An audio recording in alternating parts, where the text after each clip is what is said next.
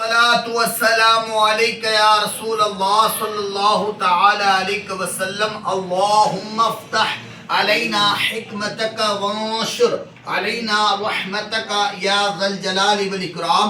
آج ہم اپنا سبق آگے بڑھاتے ہیں اور سبق نمبر 35 چل رہا تھا ہمارا۔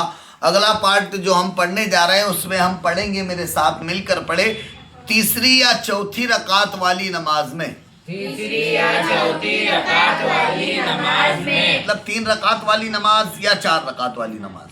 3 رکعت والی نماز جیسے مغرب کی 3 رکعت فرض ہوتی ہے اور عشاء کی 4 رکعت فرض ہوتی ہے، ظہر کی 4 رکعت فرض ہوتی ہے، عصر کی 4 رکعت فرض ہوتی ہے۔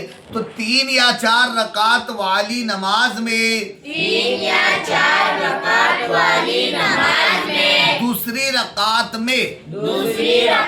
میں التحیات پڑھنے کے لیے التحیات پڑھنے کے لیے بیٹھنا قاعدہ اولیٰ کہلاتا ہے۔ قاعدہ اولیٰ کہلاتا ہے۔ جو ہم 2 رکعت میں بیٹھیں گے وہ قاعدہ اولیٰ کہلائے گا، وہ قاعدہ اولیٰ ہوتا ہے۔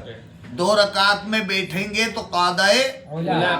اچھا، اگر صرف 2 ہی رکعت کی نماز پڑھ رہے تو وہی قاعدہ اولیٰ بھی ہے اور وہی قاعدہ آخرہ بھی ہے، ٹھیک ہے۔ اب قاعدہ آخرہ کا مطلب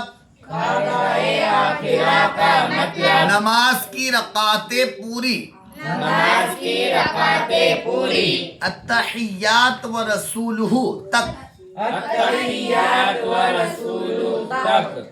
پڑھنے کی مقدار تک بیٹھنا فرض ہے، اسے قاعدہ آخرہ کہتے ہیں۔ قاعدہ آخرہ کا مطلب نماز کی رکعتیں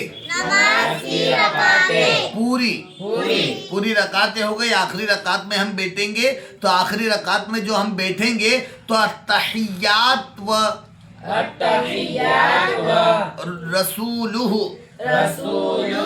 تک پڑھنے کی مقدار تک بیٹھنا فرض ہے، اسے قاعدہ آخرہ کہتے ہیں۔ نماز کی رکعتیں پوری کرنے کے بعد التحیات و رسولہ تک پڑھنا واجب ہے۔ دیکھو، التحیات سے و رسولہ تک رکنا، بیٹھے رہنا یہ فرض ہے اور اسے پڑھنا واجب ہے، اسے پڑھنا واجب ہے۔ اچھا، نماز میں التحیات کے بعد درود ابراہیمی پڑھنے کا حکم ہے۔ بہت ساری درود پاک ہے، ہم کون سی درود پاک پڑھیں گے نماز میں؟ درود ابراہیمی پڑھنے کا حکم ہے۔ التحیات کے بعد درود پڑھنا سنت ہے، التحیات کے بعد درود پڑھنا کیا ہے؟ سنت ہے۔ امید کرتا ہوں سبق آپ کے سمجھ میں آیا ہوگا، اچھے سے یاد کریں، من لگا کر پڑھیں۔ 2 پارٹ اور ہمارے باقی ہے، وہ انشاءاللہ ہم اگلے سیکشن میں کریں گے۔ آپ اس کو یاد کریں، اچھے سے پڑھتے رہے، آگے بڑھتے رہے۔ کمپٹیشن کی تیاری کرنا ہے ہمیں اور جس کے لیے ہمیں بہت محنت کرنا ہوگی۔ آپ ریگولر ویڈیو دیکھتے رہے، جو چیز سمجھ میں نہ آئے بار بار دیکھیں۔ اگر کوئی مسئلہ ہے تو آپ مجھ سے پوچھ بھی سکتے ہیں۔ 97 551 61 492 یہ میرا نمبر ہے، آپ کے پاس موجود ہے۔ آپ کوشش کریں کہ آپ کوئی چیز سمجھ میں نہ آئے تو آپ مجھ سے واٹس ایپ کے ذریعے سے بھی پوچھ سکتے ہیں۔ انشاءاللہ میرے علم میں ہوا تو میں ضرور آپ کو سمجھانے کی کوشش کروں گا۔ السلام علیکم۔